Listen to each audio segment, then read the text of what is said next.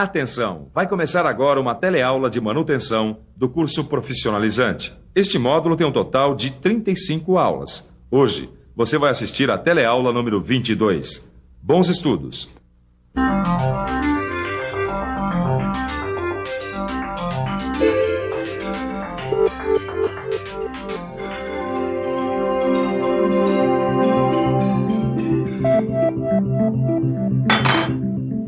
Hoje eu vou fazer a manutenção aqui na bicicleta do meu afilhado. Ele não queria que eu trouxesse a máquina aqui para a oficina, mas eu achei que já estava na hora de uma preventiva. Assim como eu também acho que já está na hora da nossa teleaula de hoje começar. Na teleaula de hoje, você vai conhecer vários tipos de eixos e ver como deve ser o manuseio deles. Você vai ver que existem vários tipos de correntes. E você também vai aprender como fazer a manutenção preventiva das correntes. Se a gente pensar bem, vamos chegar à seguinte conclusão. A maioria das máquinas precisa de manutenção preventiva. As máquinas e os seus elementos também. Por isso, na teleaula de hoje, nós vamos ver como é a manutenção preventiva de alguns elementos de máquinas. Ô Tito, oi, olha só quantos elementos de máquina a gente tem aqui, ó. Tudo novinho, uma beleza, rapaz. É verdade, Caio, mas a gente só vai usar se precisar trocar. Afinal, isso aqui é uma manutenção preventiva, né?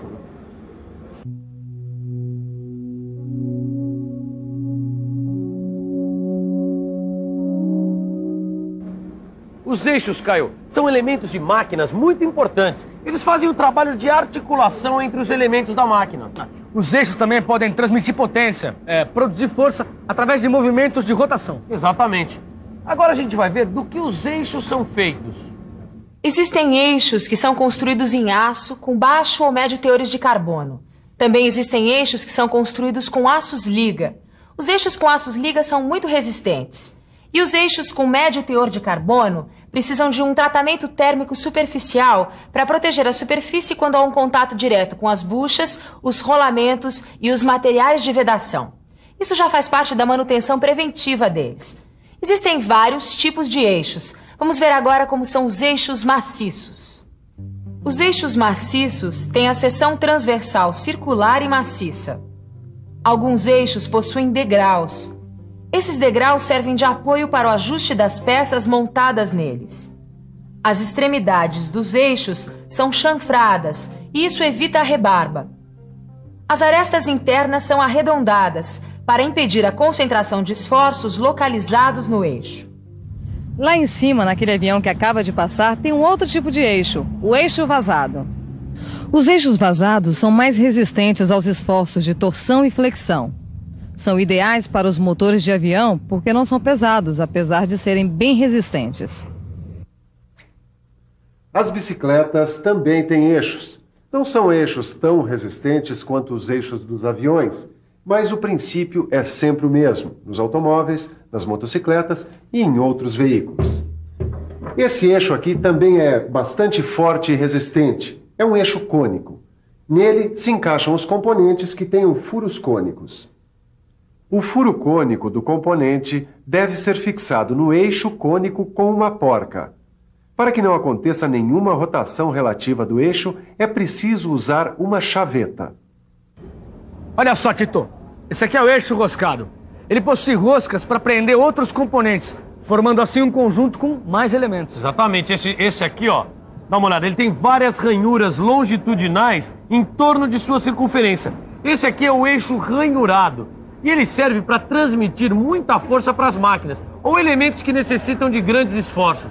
E olha só, Tito, os sulcos dessa peça se encaixam direitinho nas ranhuras desse eixo. Olha só. E agora, vamos ver o último tipo de eixo.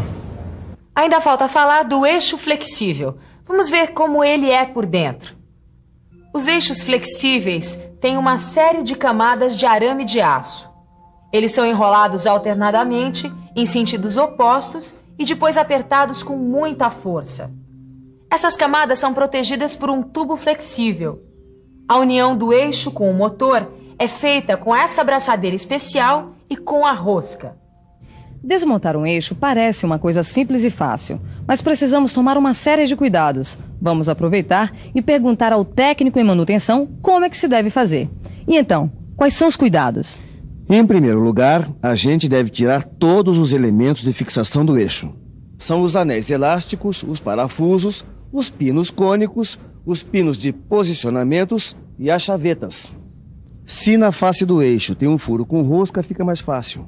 Afinal, neste furo nós colocamos um dispositivo que ajuda a retirada do eixo. E assim fica mais fácil. E o martelo não ajuda?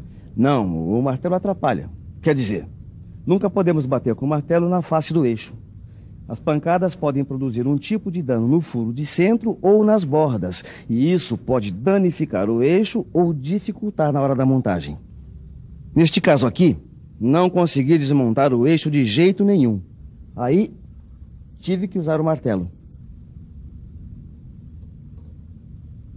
Nesses casos, é fundamental usar um metal macio como cobre, para proteger o eixo das batidas. E depois de tirar os eixos das máquinas, nós devemos sempre guardá-los em lugares adequados. Isso é para evitar danos ou empenamentos, ainda mais quando o eixo for muito comprido. E depois de aprender como desmontar, nós precisamos aprender a montar. Tudo isso é feito sempre com atenção, limpeza e organização. Atenção, limpeza e organização estão sempre juntos no nosso trabalho. Em primeiro lugar, a limpeza total e geral do conjunto e do eixo. Isso evita o desgaste por abrasão. Exatamente. A gente também tem que olhar se o eixo não tem nenhum arranhão. Assim ele pode funcionar direito e não prejudicar o mancal. A gente também tem que ver se ele não apresenta nenhum tipo de rebarba. Aí sim, a gente usa o paquímetro ou o micrômetro para ver se as tolerâncias das medidas do eixo estão certas. E não podemos esquecer de pré-lubrificar todas as peças para que elas não se danifiquem, até que o conjunto seja todo lubrificado, já pronto para o trabalho. E na colocação dos retentores é preciso todo cuidado, para que não haja desgaste do eixo e não aconteçam vazamentos dos lubrificantes. E por falar em trabalho da máquina, faltou a gente ver uma coisa muito importante. Os eixos podem quebrar por sobrecarga ou por fadiga. Sobrecarga é quando submetemos um eixo a um trabalho superior à sua capacidade de resistência. Um eixo de carro, por exemplo, não pode transportar um caminhão. E a fadiga é o cansaço mesmo. Acontece quando um eixo é usado por muito tempo. Além da quebra por sobrecarga ou fadiga, também pode acontecer o desgaste dos eixos. Os eixos se desgastam por vários motivos. Quando o rolamento engripa, quando o óleo lubrificante está contaminado, quando os eixos árvores, acionados por correias, recebem excesso de tensão nessas correias. Também quando o superaquecimento faz com que o eixo perca a dureza. E por último, pela falta de lubrificantes. Agora, nós vamos ver como é que são as correntes. As correntes são elementos de máquinas que servem para transmitir movimentos e potência em locais que as engrenagens e correias não podem ser usados. Existem vários tipos de correntes. Vamos conhecer algumas. Essa corrente de bicicleta aqui é um tipo de corrente de roletes.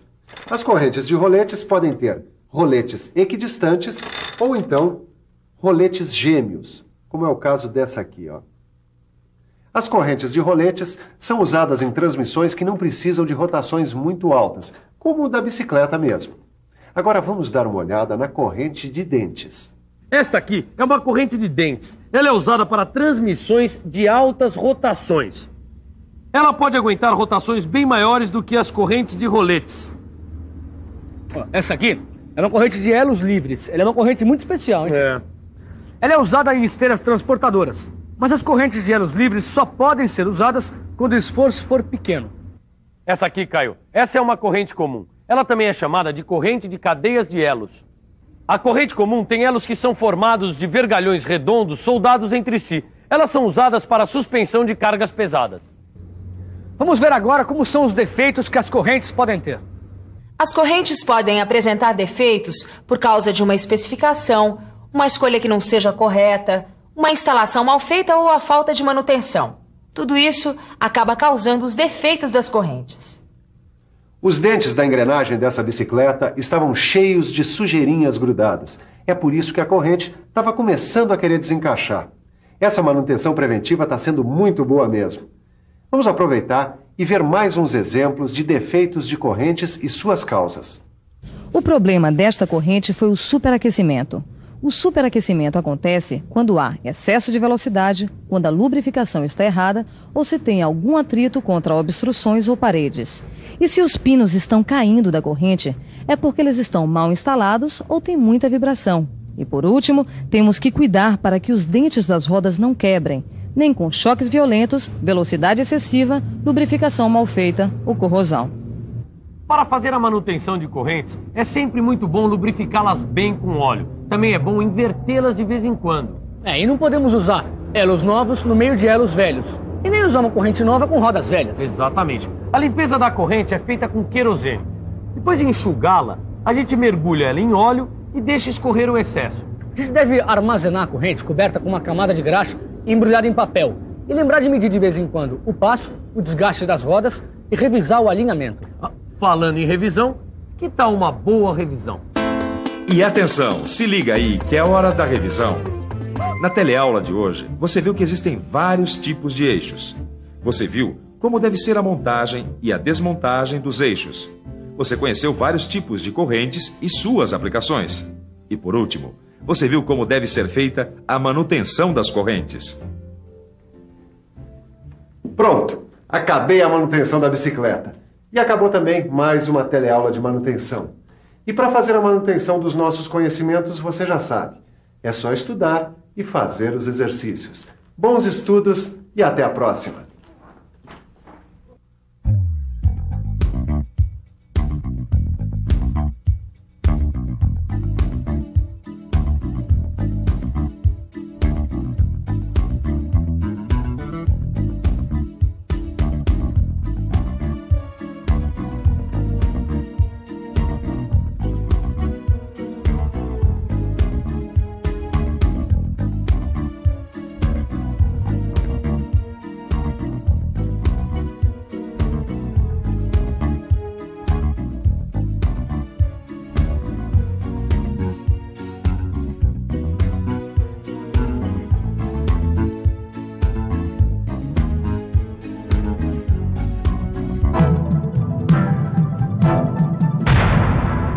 Telecurso 2000, um programa de educação do Sistema Fiesp e da Fundação Roberto Marinho.